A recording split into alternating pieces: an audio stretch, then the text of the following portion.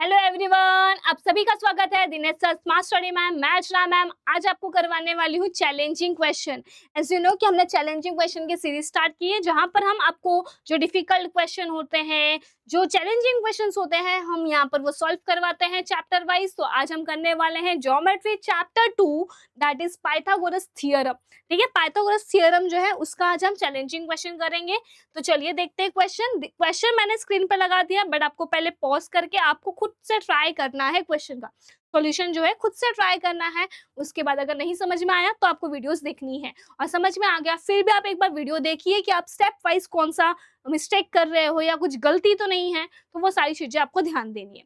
Okay, अब बढ़ते हैं क्वेश्चन की तरफ। क्या दिया गया है? Triangle ABC as an equilateral triangle. मतलब आपको सिंपल बोला है कि ट्राइंगल एबीसी जो है वो इक्विलेटरल ट्राइंगल है। ओके, इक्विलेटरल ट्राइंगल की आपको प्रॉपर्टी पता होगी। Point P is on the base BC, मतलब पी एक ऐसा पॉइंट है जो बीसी पे है, such that PC is equal to 1/3 BC. If AB is 6 centimetre then find AP। हमें क्या करना है? AP की वैल्यू निकालनी है। ओके, तो कैसे सॉल्व करेंगे चलिए देखते हैं। सबसे पहले जो गिवन है उसको यूज करते हैं। सबसे पहले मैंने बोला सॉल्यूशन स्टार्ट कर रही हूं मैं। तो यहाँ पर सॉल्यूशन में मैंने बोला कि ABC क्या है? Triangle ABC is an equilateral triangle. Right, ये हमारा क्या है? इक्विलेटरल ट्राइंगल है। तो इसका कुछ तो यूज करना पड़ेगा जो हमें दिया है। तो चलिए देखते हैं। यहाँ पर मैंने बोला इक्विलेटरल ट्राइंगल्स है तो all sides will be equal. ठीक है, तो मैंने बोला A B will be equals to B C is equals to A C, that is equals to 6 centimetre. अब ये 6 कहाँ से आया? आपको दिया गया ए बी जो है वो 6 सेंटीमीटर, तो ऑब्वियसली बी सी एंड ए सी भी 6 सेंटीमीटर होगा। ये कहाँ से आया? Side of an equilateral triangle. Side of an equilateral triangle की प्रॉपर्टी है ये कि जो सारे साइड्स होते हैं वो सेम होते हैं और सारे एंगल्स भी तो सेम होते हैं। राइट, तो यहाँ पर मैं ये भी बताऊंगी कि angle A is equals to angle B is equals to angle C is equals to 60 degree. Right, तो यहाँ पर ये रीजन क्या हो जाएगा? Angles of an equilateral triangle. ठीक है, ये हो जाएगा इक्विलेटरल ट्राइंगल। समझ में आया आप सबको? क्लियर है यहाँ तक? ओके, तो आगे बढ़ते। अब आगे कैसे सॉल्व करेंगे? आगे क्या दिया है? कुछ इंफॉर्मेशन दी है क्या? पहले मैंने बोला ट्राइंगल एबीसी है। ठीक है, अब मैं बात कर रही हूँ एएमसी। ओके, ट्राइंगल का नाम क्या है? इन ट्राइंगल एएमसी क्या हो जाएगा? The addition of all angles of a triangle is 180 degree. Right, मतलब मैं वहां पर 3 एंगल्स है, तीनों एंगल्स को अगर मैंने ऐड किया, 3 एंगल्स आर देयर ना, तो 3 एंगल्स को अगर मैंने ऐड किया तो उसका एडिशन कितना होगा? 180 होगा। ठीक है, अब मैंने बोला एंगल AMC, मैंने बोला यहाँ पर angle AMC plus angle A का नाम लिख रहे हैं, मैंने लिख दिया यहाँ पर MAC प्लस एंगल यहाँ पर लिख दिया मैंने MCA। ठीक है, कितना हो जाएगा यहाँ पर? ये हो जाएगा आपका 180 डिग्री। यहाँ तक समझ में आया? ठीक है, अब आपको किसकी वैल्यू दी है? AMC, because M is perpendicular on BC ना, which is given in the diagram only, मतलब ये 90 डिग्री होगा। तो मैं यहाँ पर क्या लिखूंगी? 90 डिग्री। ओके, प्लस आपको MAC का वैल्यू दिया है क्या? वो तो हमें नहीं पता, तो वो मैंने लिख दिया angle MAC plus angle MCA मतलब ये दिया है आपको C angle, that is 60 degree. तो मैं यहाँ लिखने वाली हूँ 60 डिग्री इज इक्वल्स टू 180। समझ में आया? अब प्लस कर दो, 90 प्लस 60 हमारा कितना हो जाएगा? 150। तो हम यहाँ पर लिखेंगे angle MAC plus 150 is equals to 180। समझ में आया? ठीक है, तो एंगल MAC कितना हो जाएगा? 180 माइनस 150, मतलब ये हो जाएगा हमारा 30 डिग्री। राइट, मतलब यहाँ पर एंगल जो है एंगल MAC ये कितना आ गया हमारा? 30 डिग्री आ गया। ठीक है, जरा डायग्राम में ध्यान दीजिएगा। क्या आया? ये 90 डिग्री है, ये हमारा 60 डिग्री है, और ये हमारा कितना आया? 30 डिग्री आया। तो क्या ये 30, 60, 90 थियरम्स वाले हम यूज कर सकते हैं यहाँ पर प्रॉपर्टीज? ऑब्वियसली यूज कर सकते हैं। ठीक है, सो इन ट्राइंगल क्या हो जाएगा? इन ट्राइंगल क्या है? AMC AMC 30, 60, 90 क्या हो जाएगा? अपोजिट ऑफ 60 डिग्री क्या होता है? याद है, अपोजिट ऑफ 60 डिग्री क्या होता है? यहाँ पर अगर मैंने प्रॉपर्टी यूज किया तो ये हो जाएगा opposite of 60 is equal to √3/2 into hypo, यही होता है। ठीक है, अगर मैंने अपोजिट ऑफ 30 लिया तो अपोजिट ऑफ 30 डिग्री, अगर इसकी प्रॉपर्टी मैंने यूज की तो यहाँ पर क्या हो जाएगा? Opposite of 30 degree is equal to 1/2 into hypo. समझ में आया? ठीक है, अपोजिट ऑफ 60।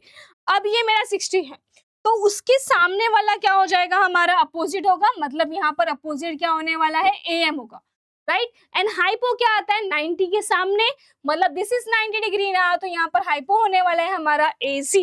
ठीक है, तो यहाँ पर आपका क्या हो जाएगा? यहाँ पर अपोजिट ऑफ 60 मतलब क्या हो जाएगा? AM is equal to √3/2 into hypo, हमारा क्या आया था? AC ना, तो हम यहाँ पर क्या लिखेंगे? AC लिखेंगे। क्लियर है? समझ में आया? वैल्यूज अगर आपको पता है तो पुटअप कर सकते हैं। मैंने बोला √3/2 इनटू AC की वैल्यू हमारे पास 6 है, तो 2 1 जा 2 3 जा, मतलब हमारे पास कितना आ गया? 3√3 वैल्यू आ चुकी है किसकी? AM की। किसकी आई है? AM की जो वैल्यू है दैट इज 3√3। समझ में आया? ये सेंटीमीटर में हम लिखेंगे। क्लियर है आप सबको? आगे अपोजिट ऑफ 30, मतलब यहाँ पर मैंने बोला कि अपोजिट ऑफ 30 की बात कर रहे हैं, तो ये क्या हो जाएगा? ये हमारा 30 डिग्री है, तो अपोजिट मतलब उसके सामने वाला, मतलब ये हमारा अपोजिट हो जाएगा। 90 के अपोजिट हमारा क्या हो जाएगा? ये हाइपो हो जाएगा, राइट। तो यहाँ पर आपका क्या बनेगा? यहाँ पर इक्वेशन जो अपोजिट ऑफ 30 मतलब ये हो जाएगा CM is equal to 1/2 hypo हमारा क्या है? AC है, and which is equal to 1/2 AC की वैल्यू कितनी होती है? 6, मतलब ये हो गया 3, मतलब जो हमारा CM है वो कितना आ गया? 3 सेंटीमीटर आ गया। समझ में आया आप सबको? क्लियर है? अब देखो किसकी किसकी वैल्यू आई है, जरा मैं लिख रही हूँ यहाँ पर। AM हमारे पास है, AM मतलब इसकी वैल्यू हमारे पास है 3√3, ओके। और आपके पास CM की वैल्यू आई है, CM की वैल्यू हमारे पास आ गई 3, ओके। समझ में आया आपको? अब हमारे पास और क्या दिया गया क्वेश्चन में? क्या दिया गया जरा देखते हैं। हमें दिया है PC is equal to 1/3 BC, तो लिख लेते हैं, वो भी लिख लेते हैं। क्या दिया है? PC is equal to 1/3 BC, right. 1/3 BC ही दिया था ना, तो वो मैंने लिख लिया।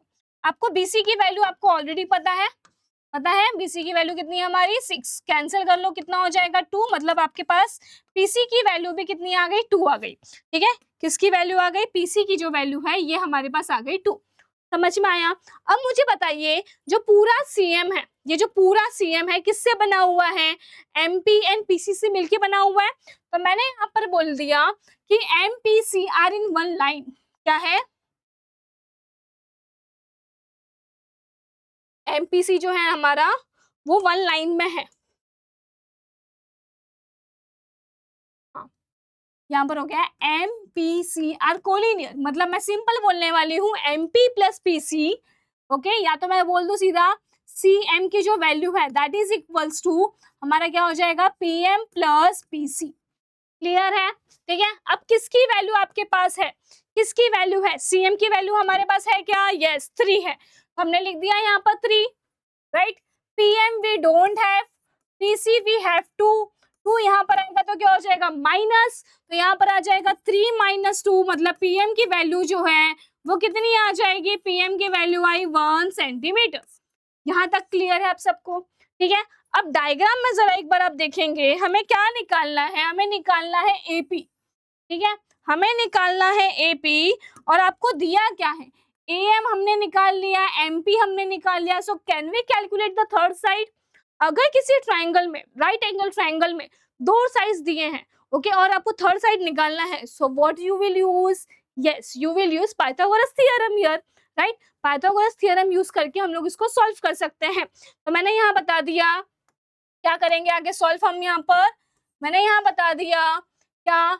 AM is perpendicular on what? BC, right. मतलब एंगल जो है इन ट्रायंगल में ले लेती हूँ, इन ट्रायंगल AMP जो एंगल है हमारा AMP इज इक्वल टू कितना है 90 डिग्री है। तो कौन सा थियरम होगा?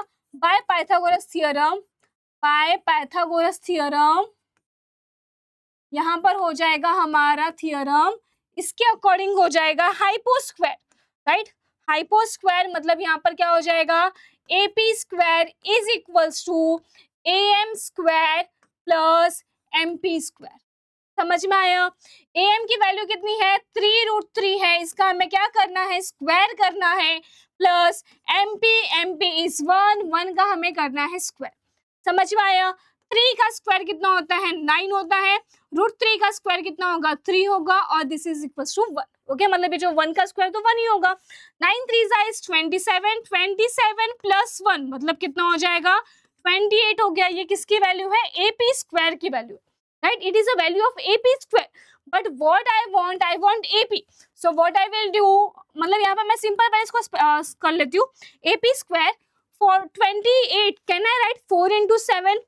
Okay, 28 I can write 4 into 7 because 4 7s are 28 ही होता है ना। तो अब मुझे स्क्वायर रूट लेना है, तो मैंने ले लिया by taking square root on both side, by taking square root on both side. So what will come here? Yes, यहाँ पर हो जाएगा AP is equals to √4 into 7। समझ में आया? 4 is the square root of 2 and √7 का क्या हो जाएगा? √7 ही रहेगा। तो AP का जो वैल्यू है वो कितना आ गया? 2√7। समझ में आया? काफी इजी था, राइट? ओके, बहुत इजी तरीके से मैंने आपको एक्सप्लेन किया, हमें फाइंड भी वही करना था। So your final answer will be AP is equal to 2√7 centimetre. Okay, एक बार रिवाइज कर लेते हैं। सबसे पहले मैंने आपको इसमें क्या बताया था? मैंने सबसे पहले इसमें बताया कि इक्विलेटरल ट्रायंगल्स है, sides and angles will be equal. फिर मैंने यहाँ पर 30 60 90 थी एंगल्स प्रूफ किए यहाँ पर।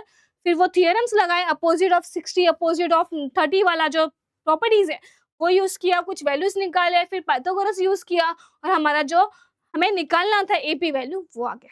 क्लियर है?